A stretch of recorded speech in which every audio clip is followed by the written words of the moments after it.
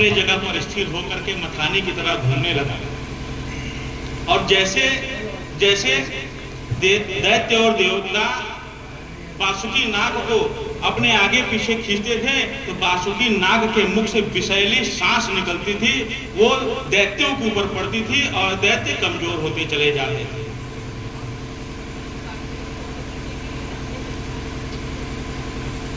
उस समुद्र मंथन से सबसे पहले विष निकला।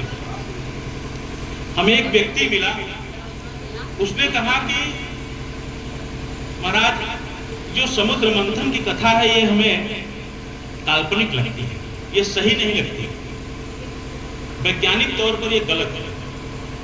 अगर समुद्र का चंद्रमा का जन्म समुद्र से हुआ है तो आज के जमाने में चंद्रयान पहुंच जा रहा है चंद्रमा पर। तो हमने उससे उत्तर दिया कि भाई एक काम करो, अभी तुम सनातन धर्म को समझने में बहुत पीछे हो।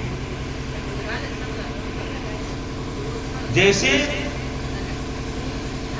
तेल का कुआं, तेल निकला धरती के अंदर से, किसको पता था? सैटेलाइट के जरिए पता चला।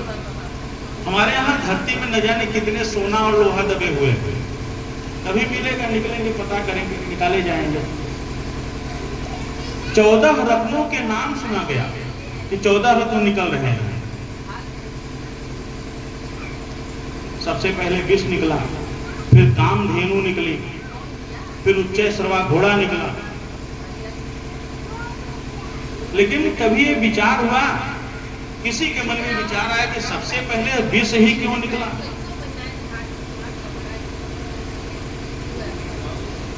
उसके बाद कामधेनु क्यों निकल रही है? सबसे पहले, उसके बाद शराब निकल रही है।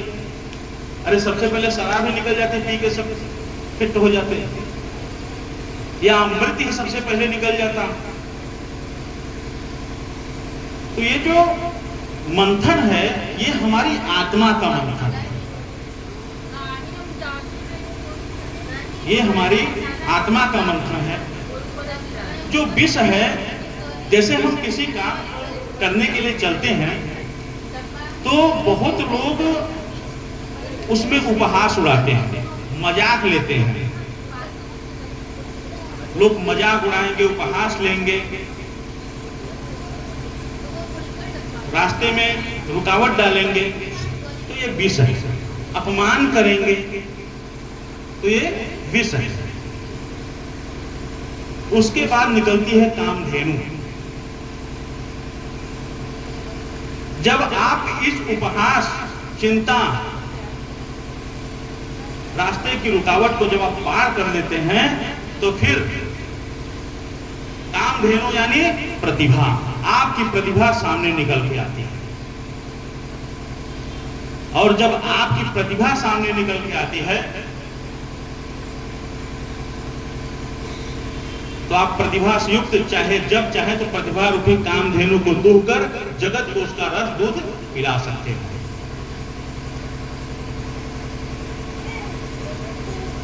फिर उच्चैश्रवा घोड़ा, आपकी प्रतिभा जब निखर जाती है तब आपको गति यानी घोड़े के रूप में गति मिलती है।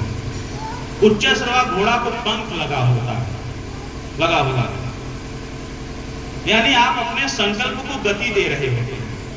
अब आप अपने कार्य को आगे करेंगे, बढ़ाएंगे, जो भी आपका कार्य है, संकल्प कुछ भी, अगर एक व्यापार ही है या पढ़ाई है, कुछ भी है, आपने संकल्प ले लिया, उसके बाद फिर आप गति दें और आपका कार्य सुचारू रूप से आगे बढ़ने लगे।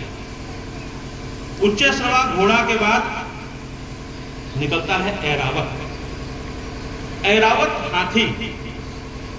जब आप अपने संकल्प को गति देते हैं, आगे बढ़ते हैं, तो आपको एक नया जगह मिलता है, एक नए पद मिलता है, आपको वहां पर स्थित कर दिया जाता है। और हाथी सब जब हाथी गांव में आता है तो लोग बड़े प्रसन्न होते हैं, गणेश जी कह करके बड़ी पूजा करते हैं। और हाथी के गांव में आने से सबसे पहले किसको दिक्कत होती है? कुत्तों को दिक्कत होती है। कुत्ते भौंकते हैं, वो इसलिए नहीं भौंकते कि हाथी हमारे पास चला, हमारे क्षेत्र में चला आया है। वो इसलिए भौंकते हैं कि हम इतना भौंक रहे हैं, फिर हाथी को कोई फर्क नहीं पड़ रहा।